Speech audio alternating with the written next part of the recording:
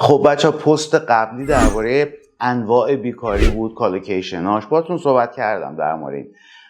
توی این ویدیو میخوام 4 تا فعل رو یادتون بدم که درباره حل مشکل بیکاری است و جزء کالوکیشن هایی هستش که سطح نمرتون رو هم تو رایتینگ هم تو سپیکینگ بالا میاره.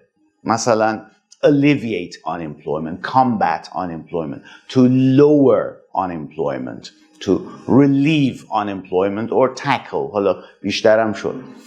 کلمه alleviate به معنی کم کردن و تسکین دادنه. The new policies can alleviate unemployment if implemented carefully. کلمه combat هم به معنی مبارزه کردن هستش. Another 1 million were involved in the government training programs to combat unemployment. کلمه lower یه فعله، باز اونم به معنی کم کردن. For the first time in 50 years, Britain has succeeded in lowering the unemployment rates in major cities. کلمه relieve هم به معنی تخفیف دادن و تسکین دادنه.